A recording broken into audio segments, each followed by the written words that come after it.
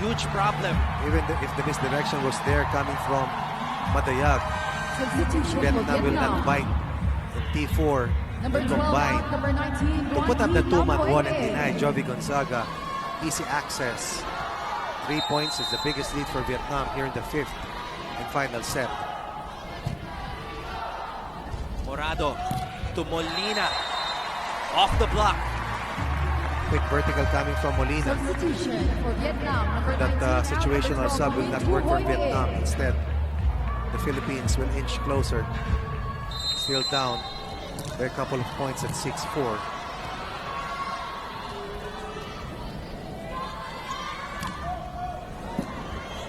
Gonzaga targeting T4. T4 blocked once again. And we observed this earlier. The vaunted power hits of T4 slowly with lesser force. And it was Gia who blocked her. Kanina, hindi mo talaga mabantayan eh. And that right there, that form tells us that she has finally shown signs of slowing down. The fatigue has become a factor, coach. And the worst thing that can happen right now to anyone is to hit the wall because it's so hard to recover. It's good for the Philippines though. Tied at 6 after being behind by 3 at 6-3. 3 straight points for Team Philippines. Make that 4 straight points. Ooh! That ball was called in favor of Vietnam on that running hit.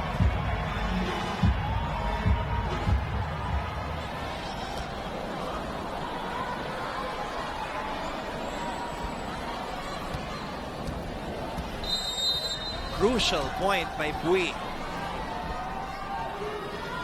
T4 now will have to operate from the back row. Morado to Madayag with that familiar running attack. Gwen just showing great composure on that drop. As we switch sides, the score is 8-6 in favor of Vietnam.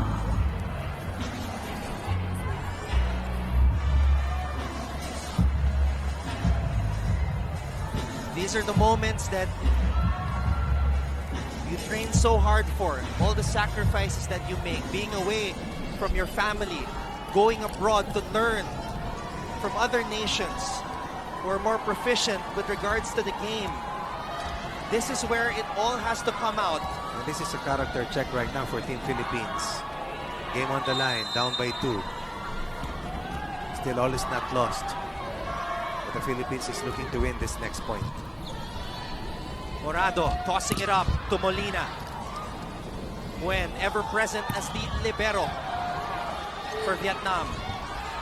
Molina again, and that time, says Molina took away a little bit of power to make sure that the ball would drop right in front of the libero. Let's watch this. Making the necessary adjustment. This adjusting. Tama yung sinabi mo. Away from the defense of the libero. That's Molina helping Liza Valdez keep the Philippines alive. They're in the fifth and final set. Gonzaga sliding and keeping it alive. Valdez on the drop ball. It does not work. Blockers were there. Quick attack. Naunahan si Madayag. Bui with great presence of mind on that instance. And whenever we mention her name, it seems to be a bad sign for the Philippines because it means her efficiency is back and the middle hitter position is alive for Vietnam. Vietnam once again restoring a 2-point lead. Morado to Madayag. Goes back to her. Gwen. Ooh, tipping it right back down. How many verticals that last point for Vietnam? Timeout, Philippines. That's There's- one. And the second jump. She barely jumped on that second one. Hahaba, tatangkad eh. It is a 3 right now for Vietnam. Philippines under duress. Fifth and final set. Both teams looking for their first win in the competition. Thailand 1-0, beating Indonesia earlier. Coach, there's always that veteran who has been through so many battles, been through so many wars, and that player for Vietnam has been Nguyen Thi Xuan, 33 years old, the oldest player on the squad, and among all her peers, siya lang yung parang hindi nagbabago yung expression despite this raucous atmosphere. Yan ang veterano. How many Southeast Asian games has she played in? How many national teams has she represented for Vietnam in the last decade at least? Madayag on the running attack. Morado to Valdez. Vietnam staying solid. Another chance for the Philippines. Alyssa. And this is the 4th kill block at the very least for Vietnam. 4 of their 11 points here in the 5th and final set coming from Substitution for the Philippines, number kill 17, blocks. And this out is number 19, what team we saw in the captain, 3rd set, wherein Abby 5 of their 25 points came from offensive blocks. And defense is the name of the game for Vietnam here in the 5th and final set. 4-point lead for Vietnam. Philippines at 7. Morado. Valdez. Kapitana Abby Maraño is back on the floor. And again, marking Alyssa Valdez. Substitution for He's the allowing Philippines. Alyssa Number 12, out number 19, Rhea Dimolangale. going cross court. Look at the height and length of the red shirts. Nowhere to go. 5-point lead for Vietnam and 3 points away from winning the 5th set.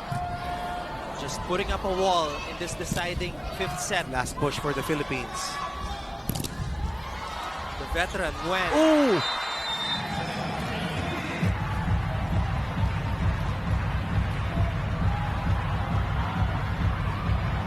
And the run continues, I believe, for the red shirts.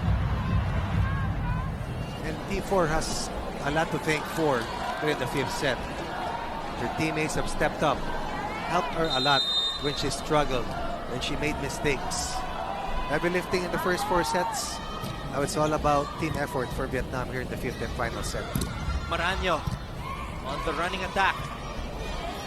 We haven't had a lot of those become successful in this match. It's been a while since the Philippines scored. Got Molina and Valdez carrying the cudgels. Joby Gonzaga's been quiet here in the 5th set after an explosive 4th set performance. Timeout, Vietnam.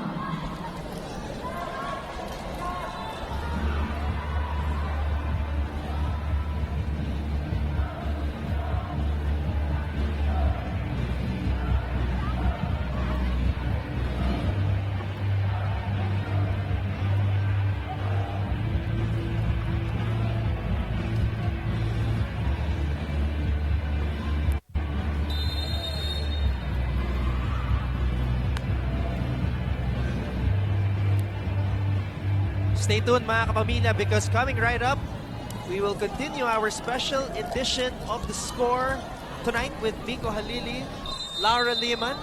We've got Coach Oliver Almandro in the house to dissect right away this matchup between the Philippines and Vietnam. And Vietnam is at match point. 6 match points for Vietnam. After starting out the match, losing the first set 25-21. And again, taking a look at what Vietnam has done here in the 5th set, it's not T4 hurting the Philippines. It's the rest of Team Vietnam coming together, relying on their vaunted net defense, scoring of multiple kill blocks. And now they have a 6-point lead against the Philippines. And are at match point, Valdez. It was a gallant stand for the Philippines, At the end of this match, but it was wins in Vietnam 5 who sets, came together in the end game, 21-25, Coach. 25-23, 25-19. It was a nail-biter all the way. 25, Philippines had their chances. 28. They extended the match, but Vietnam pulled away in the 5th set. T4 and the rest of Team Vietnam with enough composure, staying away from the jaws of defeat, and will deal the Philippines its first loss of the competition. 2 games remaining for the Philippines. 2 games remaining likewise for Vietnam. We play Indonesia and Thailand. Only 3 games per team in the women's division. Top 2 spots will battle for gold. Bottom 2 will square off for the battle for bronze. So the Philippines' next opponent will be Thailand on Thursday and Indonesia on Saturday. Final thoughts on this match, Coach Ronnie? Well, I thought that we started out really well, but Vietnam made the necessary adjustments. They were able to make the recalibration in the 4th set, but a slow 5th set start really hurt us as Vietnam was able to impose its size, length, and its net defense against our multiple points of attack. Nonetheless, we are proud of what our ladies have shown. Tremendous heart and passion for the game, and we thank everybody who came out to the Field Sports Arena and to everybody who tuned in on snasports.abs-cbn.com and on I1 para suportahan ang ating mga minamahal na atleta na nagpapamalas ng galing dito sa Southeast Asian Games. The score is coming right up, so keep it right here on SNA. Sa ngalan ni Coach Ronnie Magsanok, ako po si Anton Ross, nagsasabing wag po kayong aalis. Magpapatuloy ang aming coverage ng 30th Southeast Asian Games hatid sa inyo ng ABS-CBN Sports.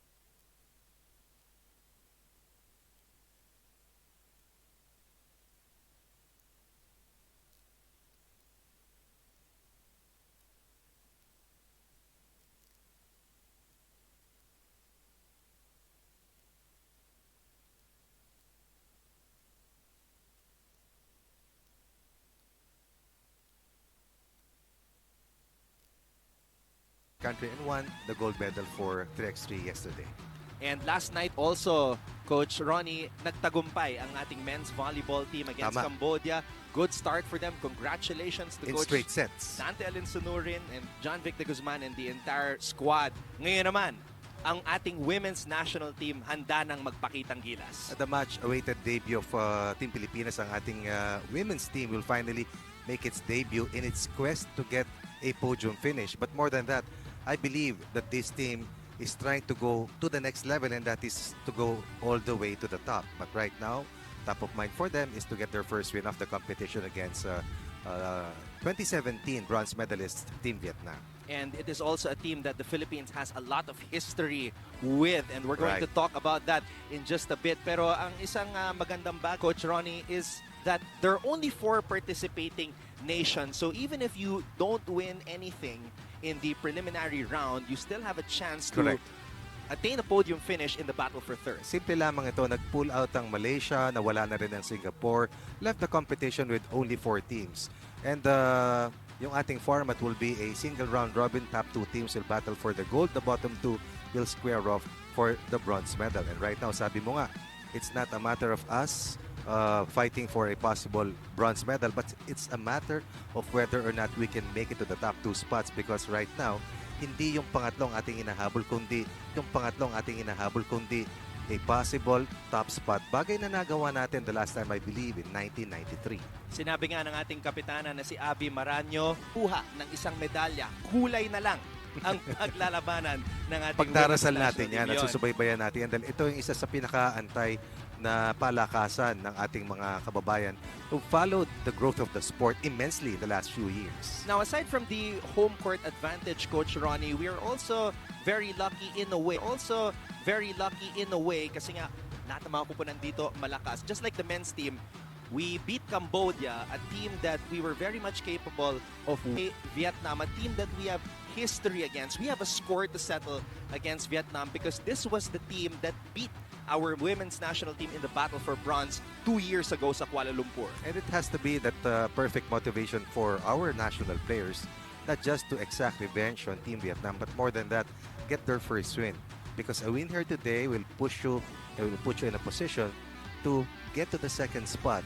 And if you beat either Thailand, which is right now the #1 team in the last so many years in the Southeast Asian Games, it will give you the chance to be able to keep in step with Indonesia, a team that they're capable of stopping. But of course, first things first, win #1 against Vietnam is a top priority for Team Philippines. Thailand, of course, is the defending champion of this biennial tournament, and they won their first match against Indonesia No in surprise. straight sets. No surprise surprise. there. 11 straight gold medals for Thailand in this women's volleyball tournament, and that is why we are very excited for this first matchup against Vietnam, a team that we feel we are capable of winning against. Right. Just to give our viewers a recall, Thailand, Indonesia, and Vietnam finished in the 1, 2, and 3rd spots in the 2017 edition. And as you pointed out, Vietnam is a team that we can match up with, and hopefully we'll have a good start to be able to increase our chances of winning against the 3rd place team in the last Southeast Asian Games. Now, the reason why I say that it's winnable against Vietnam tonight is because we've had good history against Vietnam. Sa ASEAN Grand Prix, we were able to beat Vietnam twice. The only difference, and it's kind of a big difference, the Malaki star yun. player of Vietnam, simplehan na lang natin, T4 will be playing. She is here in the Philippines tonight, and we're going to see what type of difference she can make para sa kanyang pupunan. Matter of time before we see what the impact will be with the top player of Vietnam seeing action in the battle against Team Philippines.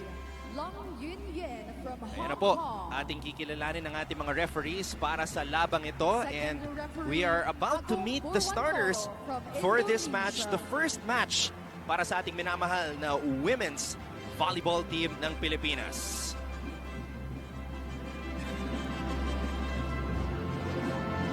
It's now time to meet the starters. First, for Vietnam. Opposite hitter number 2, Dang T. Kim Tang. Outside hitter their team captain number 3, Chun T. Tang Choi. Outside hitter number 11, Nguyen T. Swan. Setter number 12, Nguyen Tu Hoi. Middle blocker number 15, Nguyen Thi Tring.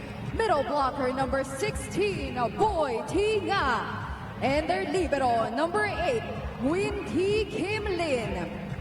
Head coach for Vietnam is Nguyen Tuan Kit. Let us now make some noise for the starters for the Philippines. Outside hitter number 2, Alyssa Valdez. Outside hitter number 6, Ces Molina. Middle blocker number 10, Majoy Baron. Opposite hitter number 15, Jovelyn Gonzaga. Middle blocker, their team captain, number 18, Abby Maraño. Setter, number 19, Rhea Di Baculangan. And their libero, number 5, Dawn Macandili. Head coach for the Philippines is Shaq De Los Santos.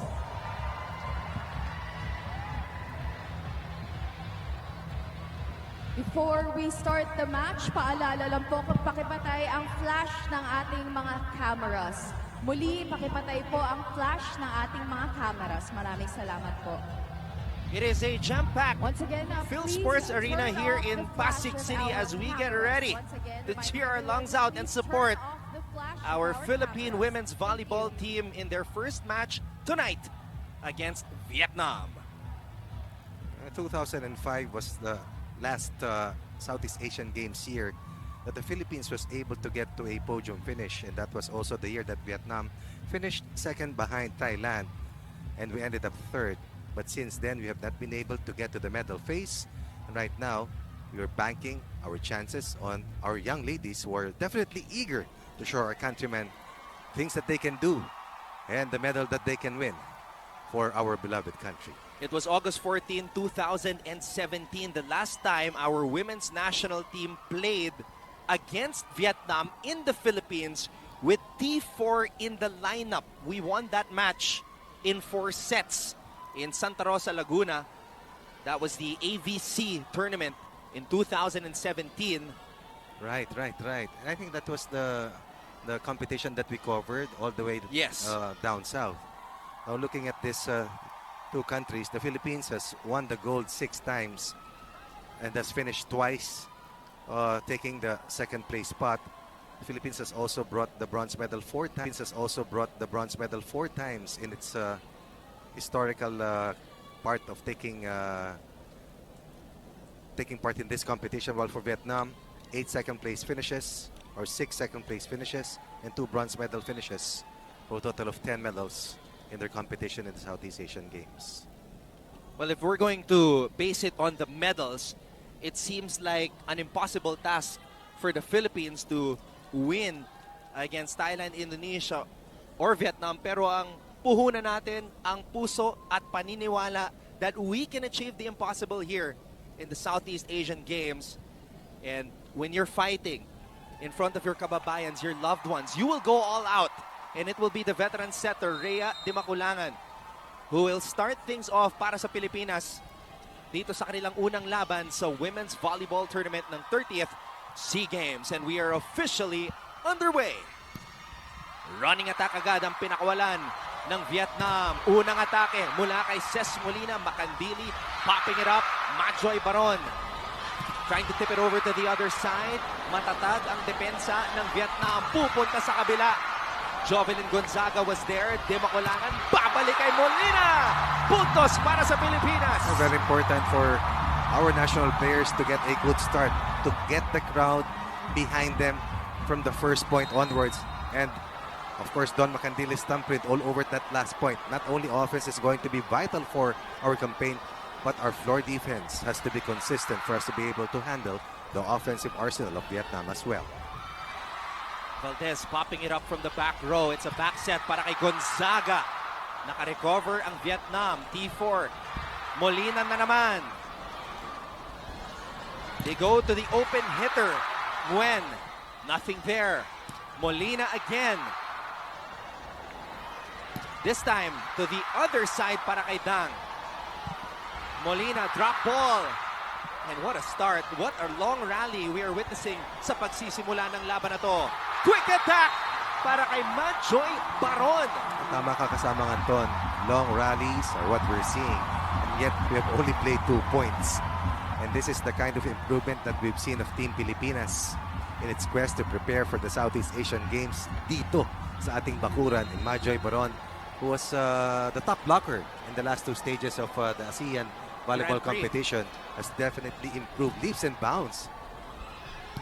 Definitely one of the players to watch para dito sa Pilipinas. Si Manjoy Baron, best blocker last September and October sa ASEAN Grand Prix. And an MVP in her own right as well, playing in multiple tournaments, of course, here in the country. Of course, a product of the De La Salle Lady Archers under Coach Emil De Jesus. Combination play, Cés Molina.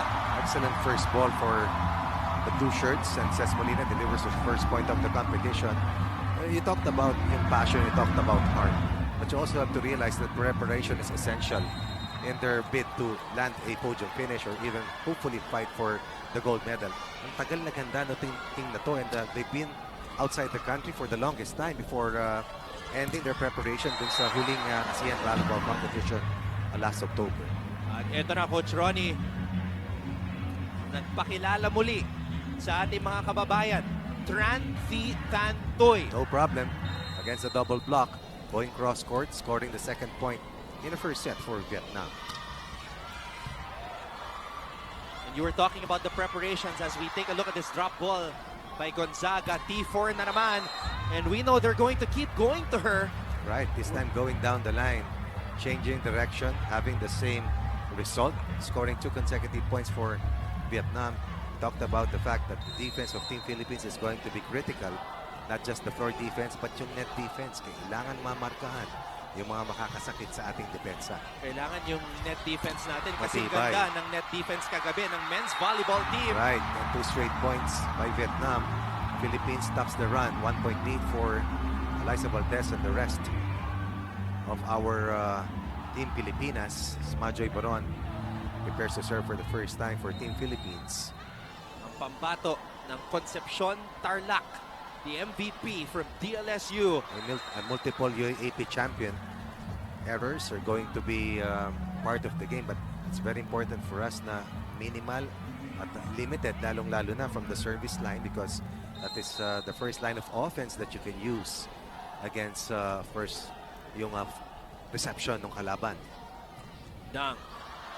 Too strong on that serve. Palitan ng service errors, and you can sense the electricity, of course, in the playing venue, buoyed by the fact that I'm sure kanina pa yung ating mga kababayan na nag-aantay sa gitna ng bagyo, sa matinding traffic. They're all here to support our national players. Gonzaga. Babalik ang bola sa Pilipinas. Di makulangan. To Valdez. Trying to go down the line. Overshoots. Second unforced error for Team Philippines. There is a challenge on the call by Vietnam. I believe that ball was called in.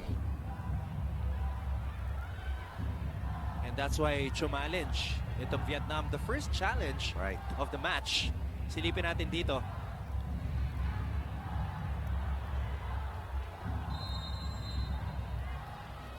Ladies and gentlemen, the challenge was successful. Kasi walang check, di ba? Walang touch. Good challenge by the red shirts. Instead of a 2-point lead for Team Philippines, we're tied at 5. T4. Molina.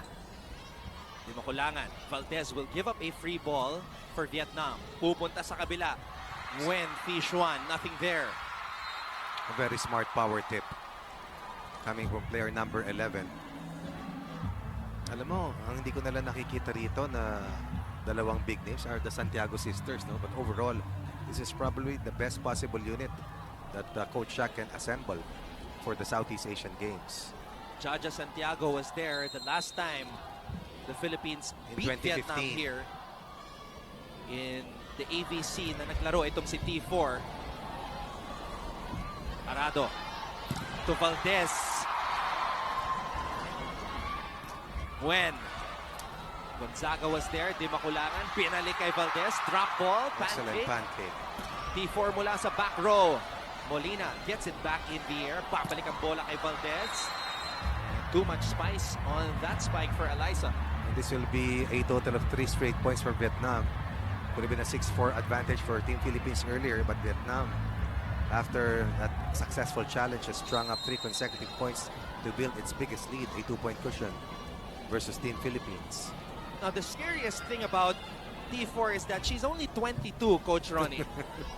22 and already the captain for Vietnam. Here she is from the back row, 22 and 6'4". Gonzaga, back row attack. And Jovelyn Gonzaga shows us her craftiness there on that off-speed hit. And it's really heartwarming to see Jovi Gonzaga donning the national colors. And she was able to get to her peak in time to make it to the lineup, scoring her first point of the competition, lead down to 1 for Vietnam. The only player who's not part of the NCAA or the UAAP, Jovelyn Gonzaga. And how about that blocking from Ces Molina? Talked about the need for Team Philippines in terms of floor defense, in terms of their net defense, to be consistent, omnipresent, and to double their effort against the red shirts of Vietnam. 2 straight points mula sa Pilipinas. Tabla tayo at 7-all. Nguyen. And Nguyen is At the able first to technical give timeout, Vietnam the the score is lead heading into 8-7 this in first favor of technical Vietnam. timeout.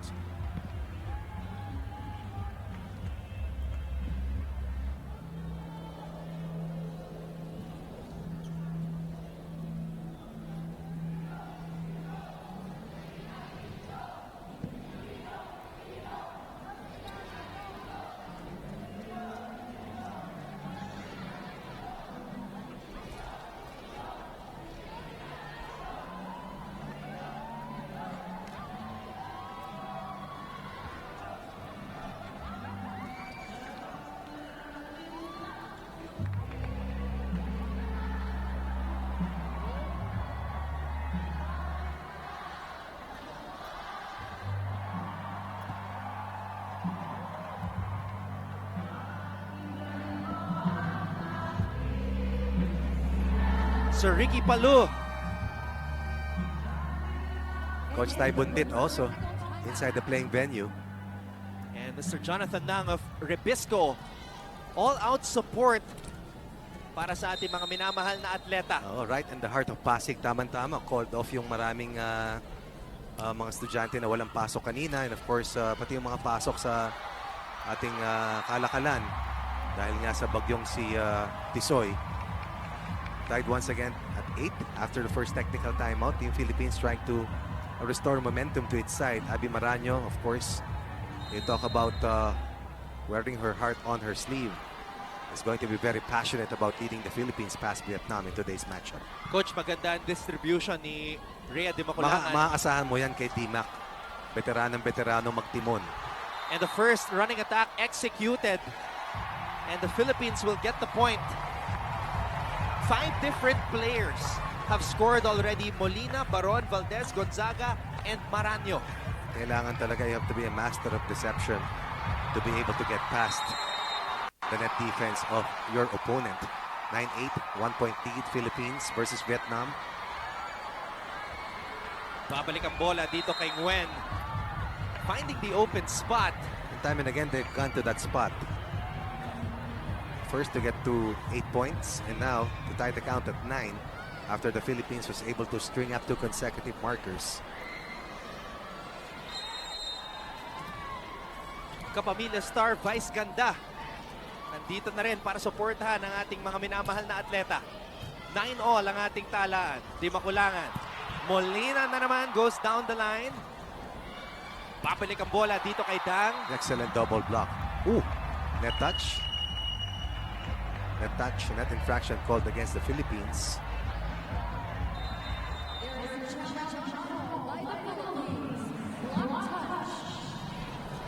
So now it's the Philippines issuing their first challenge of the match, Coach. Right, why not? Kanina yung Vietnam was able to get a point back to their side. Now this is something that we have to observe yung body language na ating mga manlalaro, Coach. They have to be in high spirits.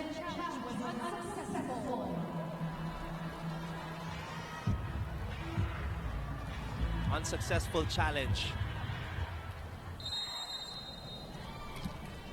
Vietnam moves ahead 10-9.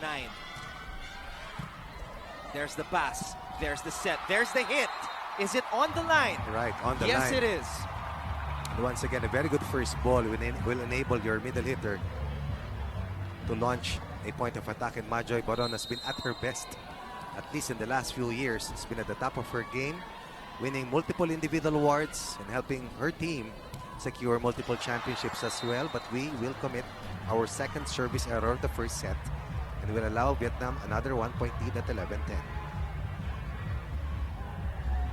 Papalitan bilang ating mga libero si Kat Arado at si Don Macandili. Two of the best. Pasok yan para kay Nguyen. Di makulangan. Difficult set. Gonzaga gets another point para sa ating kupunan. That was a good misdirection coming from Majoy Baron. Freed up Gonzaga. And Gonzaga once again delivers 2 points in the first set for Jovi Gonzaga. Cés Molina with 3 points so far here in this match. Regalo para sa Pilipinas, but Majoy decides to toss it up. And Gonzaga gets another point. Right. Extracting full use of that free ball given up by Vietnam. Anytime you get that kind of an opportunity, it's very important for you to convert in transition. And Jovi Gonzaga was able to once again score and help Team Philippines secure another solitary point advantage. Babalik ang bola dito sa Pilipinas. Another free ball. D-Mac to AV. Alyssa Valdez. First point for Alyssa. Or 2 points for Alyssa in this match. Easily the most popular figure in volleyball in the country. The face of volleyball, women's volleyball to be exact. I am really liking the distribution of Rhea de Maculangan. Last night, we were talking about the 19-year-old Josh Retamar. Ngayon naman, it's the veteran setter, Rhea de Maculangan, doing wonders. 3 different players have scored 3 points, Molina, Baron, and Gonzaga. According to Coach Dante Aloncino rin last night, he knew the pulse of what the team needed. And he felt that they needed the kind of game that Ivy Retamar can give. Not just to the offense of Team Pilipinas because he really scored a lot, but in terms of defense as well, his presence at the net and his ability to be gifted with that height, to be able to help out and be as quick as possible. Batang-bata, walang fearless, no? At higit sa lahat, meron ng karanasan bilang UAAP champion itong si Joshua Retamar. Pero walang karanasan sa paglalaro sa SEA Games. It was his first SEA Games Correct. match. But again, in terms of preparation, they've been out of the country multiple times. And kailan lang din sila bumalik to be able to once again make sure that they are all healthy for the Southeast Asian Games. And that's where you see the importance of the preparation. Very, very important. The women's national team has also been training hard. In September, they trained in Bangkok, Thailand. And in October, they spent 12 days in Tokyo, Japan. They always have a timeline in terms of preparation. And I believe that even the template that Coach Shaq and his coaching staff is using for the Southeast Asian Games goes far beyond September.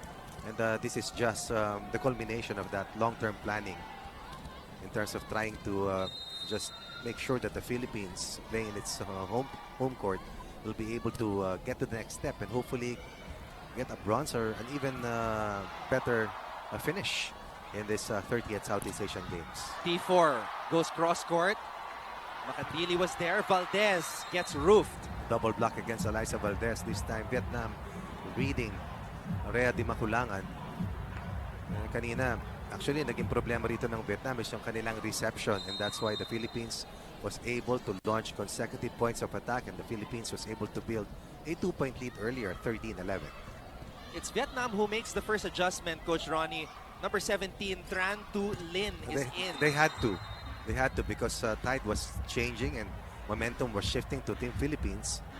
But right now, yun din yung nagagawa ng video challenge eh. Nakakapahinga yung mga players, nakakapag-usap.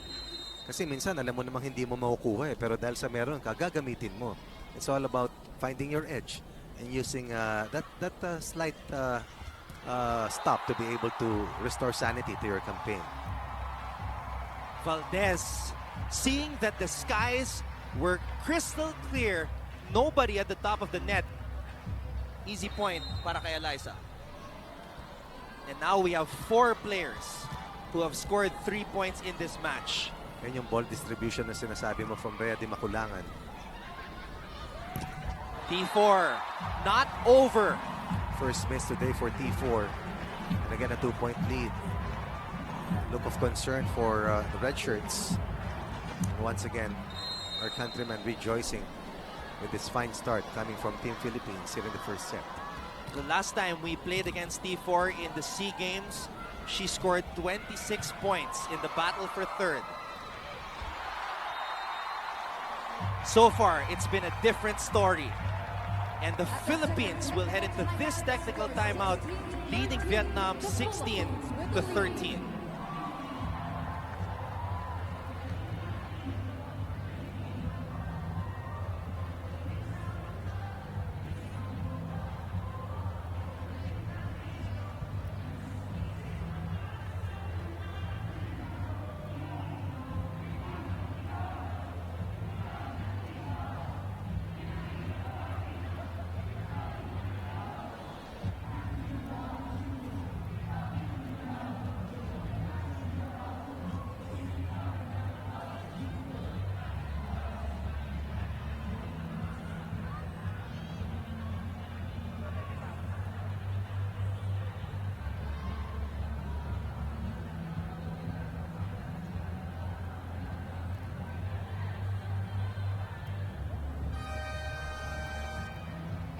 Maraming salamat muli sa nagtutok ngayon sa S&A, sa sports.abs-cbn.com at sa I Want. Kung saan man kayo naroroon, maraming salamat po sa pagsuporta sa ating mga minamahal na atletang Pinoy. Sa kasalukuyan lamang ang Pilipinas kontra sa Vietnam 16-13. Momentum is on our side. T4 had to improvise. Valdez over the blockers. And again, a very smart play coming from Team Philippines.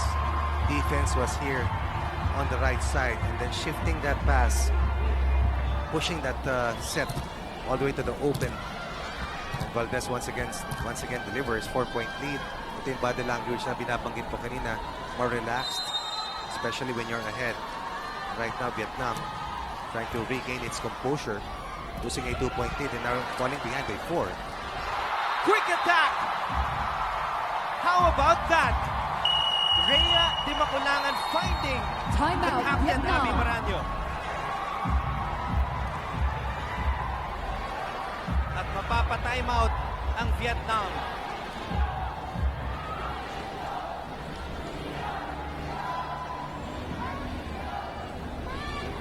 Ramdam natin, Coach, ang suporta na ating mga kababayan. Yan, napakahalaga niyan kasama ng Anton. And alam mo, titindig yung balahibo mo at saka lalakas talaga yung loob mo. Pag nakita mo, ang dami mong kakampi. Kasi kung ikaw yung dayo, pagsilip mo, kayo-kayo lang yung pare-pareho ng uniform. Pagtingin mo, lahat yan, di mo kilala. Pero dito, lahat yan, they treat you as family. And they're all behind you, all the way. Not just today, but till the end of the competition. Kaya kung meron kayong oras, malapit lang ito, at the Heart of Pasig, come over and watch their favorite women players or Team Philippines dahil mahaba-haba ito. T4 getting her third point of the match. 18-14 ang ating talaan.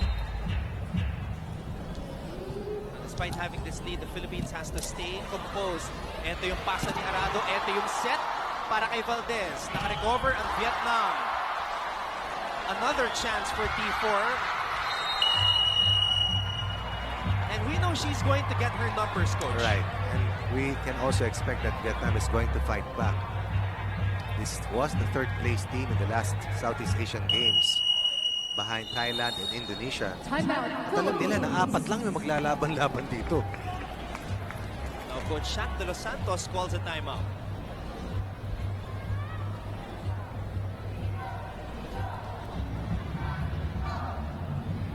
Coach Shaq de Los Santos does not want to take any chances. Mahirap pag nag-shift yung momentum eh. Probably some defensive adjustments on who to mark at yung positioning. But right now, the important thing is we're still ahead by 3 points. And we salute our coaching staff, Shaq de Los Santos, Brian Esquivel, and of course, Coach Emilio Kung Fu Reyes Jr. And one thing nice when you get to watch live, makikita mo rin yung mga ibang athletes na nanonood, scouting the opposition. Valdez. Ball is back in the air. We know it's going to go to T4. And that's why you have to be able to convert. Because in transition, pag napunta